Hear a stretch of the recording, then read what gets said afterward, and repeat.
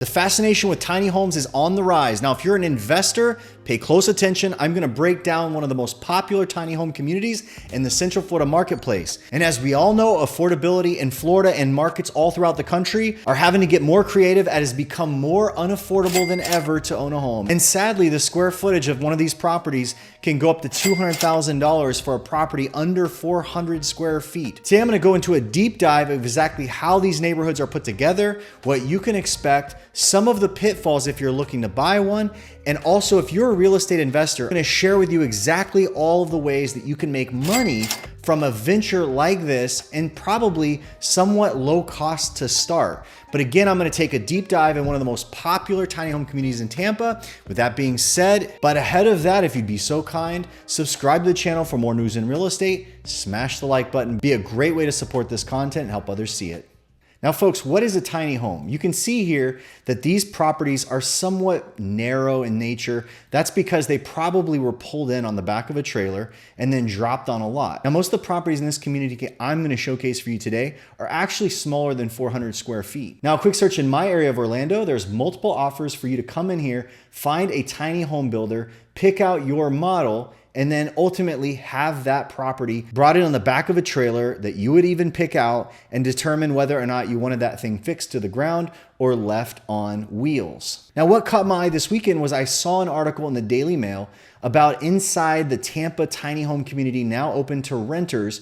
Properties are all under 400 square feet, but they get access to a neighborhood, pool, park, and office space. Now, the property is advertised as having 6 rental units open, ranging from 1,300 to 1,800 square feet a month. Well, that caused me to dig in a little further, and as I noticed, I saw streets with landscaping and all these little properties dropped in on the lot. So I decided to dig a little further.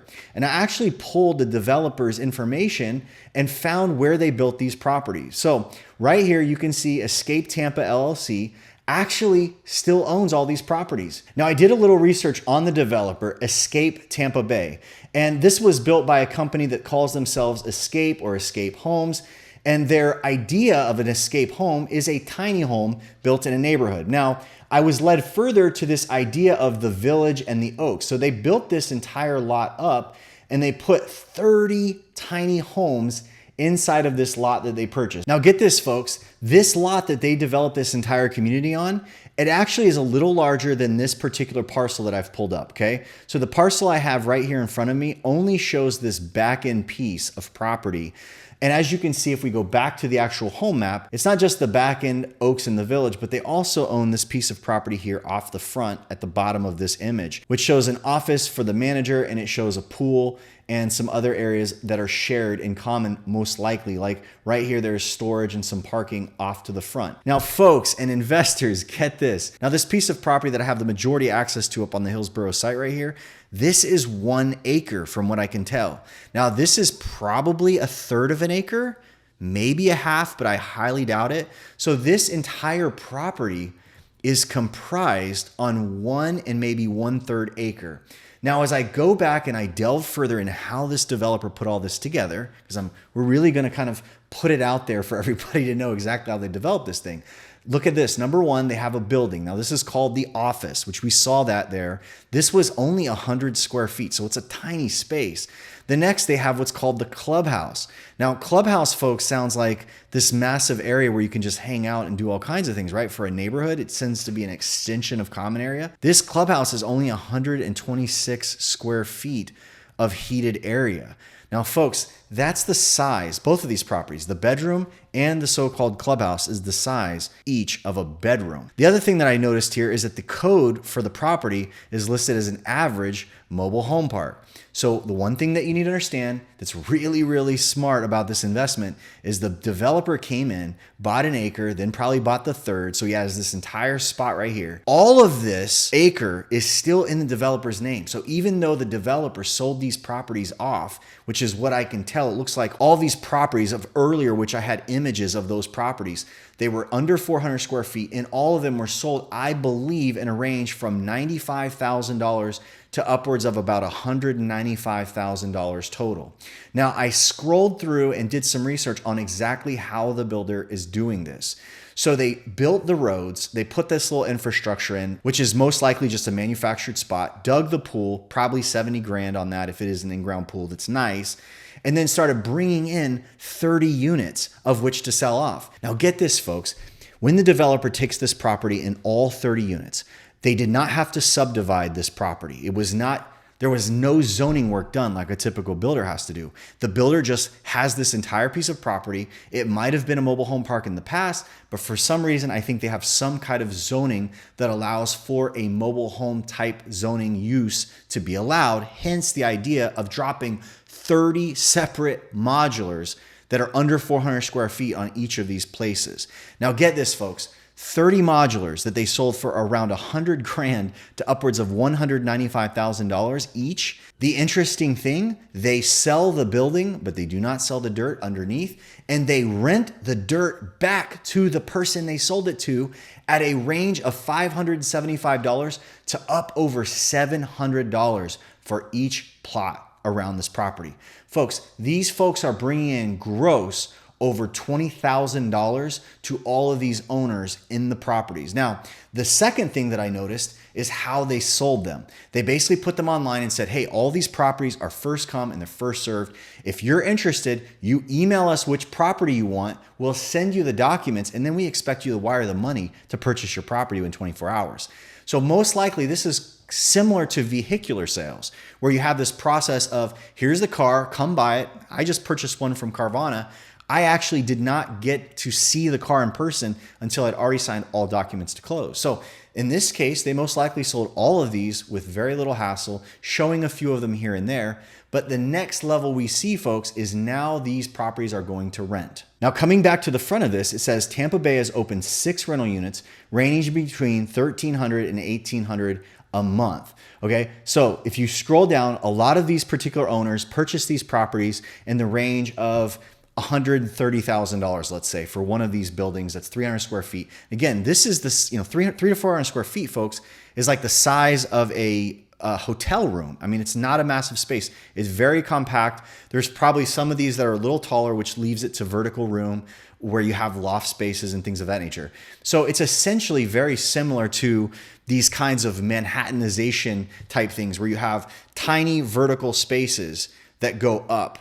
So you have a very tight floor plan, footprint is very small, but that they go vertical. I'm also noticing that these properties are all basically just mounted to the ground. So they've taken the trailers out, they've floated them, so the actual frame of the property is sitting up on some kind of a base, and those properties each have their own little patio set up, and then they obviously have landscaped the area. Now, the CEO from this company, Escape Home, says, this is a fast alternative for housing for people who need a place to live. It's affordable. And you know what he says next? It's not the back of a van. So across the whole community, the smallest homes are decked out with washing machines and full-size refrigerators. And then again, the person goes on and describes all the people that live in these properties. And then here's a look at the office that you get to use, which again, this is a 100 square foot office space, which, you're living in this neighborhood and you see all of your neighbors. Again, here's some interior shots kind of showing that, hey, there's a second floor. But again, it looks to be as wide as a 1-lane road. Okay. Some of them obviously a little bit more luxurious. And then again, there's common area space everybody gets to use. But again, this company owns all the property. Okay. They never give it up. They actually lease the ground to the person who buys the property. And in all likelihood, there's probably covenants and things that require that you can't move the property off base. More than likely, this company, Escape, probably has the rights to resell it if you want to get rid of it. They probably can put it back on the market for you and all that. The other thing that I noticed is I believe the owner of this dirt, of this tiny home community, actually was financing properties in the 7 to 10% range from an interest rate over a 20-year span of time. So you actually could have gotten financed through them as well. So you think about all the areas that the people that develop this, they buy an acre for, and by the way, you know what they paid for the starting acre? The acre that they bought was $350,000, folks. So they start there and then they develop their property from there. Now look right here. If you back out and actually look at the reviews, a lot of the low reviews are all the same factor, is what they say right here. The biggest problem is going to be the same way that they're handling manufactured housing. Unaffordable lot rent for seniors, or unaffordable lot rent for everybody that actually ends up living here. Like, you actually don't own the dirt, folks. Ultimately, this is akin to purchasing an automobile. This is like buying a vehicle. It's like buying something that is unattached to the ground. You don't actually have dirt. Like most folks will tell you, the value in real estate is in the dirt. It's what's under it. And so if you're just buying an actual fixture, fixtures run down, they rot, they start to degrade. And so that's not actually what you want to hold on to. You only take these kinds of options for the most part as an occupant if it is a situation where you are trying to make sure that you get something affordable. And that's the sad part. All the headlines lately, you've seen multiple CEOs. The BlackRock CEO, JP Morgan Chase, this past weekend said everybody's too stressed out. They're not spending money. Not is it just the recessionary pressure, but it's also geoeconomical and all these wars and fighting that's going on, stressing consumers. Target CEO came out and said, hey, you know what? People are spending less. They're spending way less than the pandemic. The things that like clothing and household goods, it's dropping. And ultimately, the sad part about this particular thing is that the reality of the American dream is starting to shift. What we are accepting as, hey, this is how it's going to be for me, is much different. And I am telling you folks, I agree in the 2000s, there have been excesses in real estate, right? In the 2000s, the McMansion theory kind of was pushed and everybody said, why are we building such large houses? And how, why can't we afford to make a profit to build a smaller house? So builders had to build bigger houses. In 2005, the average house was 2,400, almost 2,500 square feet, which was a record at that time. In the 1950s, the average house was in the 900 to 1,000 square foot range. Our grandparents in the 70s were buying properties around 1,500 square feet. And as you look at all the economic pressure, the thing that really kind of makes people concerned, really in our generation, and especially concerned for our kids, if we're beyond the point where we've kind of developed ourselves professionally, we've built something, we've owned a house, we have an equity that's rolling from house to house, we have things going well for us in terms of being established, we look back at the previous generation with sadness because of the theories that are being bantered about now, which is the idea that, hey, maybe you won't own anything and you'll be happy. There's that Danish politician, I forgot the person's name, that wrote a paper for the World Economic Forum in 2016 that said by 2030, people will own nothing and they'll just be happy about it. I think that that is half correct. I do espouse that people will probably own nothing in a world where central bankers are inflating the cost of everything, where groceries themselves are reasonably unaffordable. A meal for your family that's a decent meal, meat can cost 20 to 30 bucks a pound. In a world where we're shifting, I believe that people probably will own nothing in 2030. And I don't say that in its entirety. It's not a universal statement. I am saying that what we're seeing become adopted for real estate investing and real estate ownership proves that we are dropping the standard of the American dream. That by itself, we are accepting less because we don't hold people accountable, that we elect to spend money carefully, and we are allowing the bankers to keep feeding them cash like a drug pusher.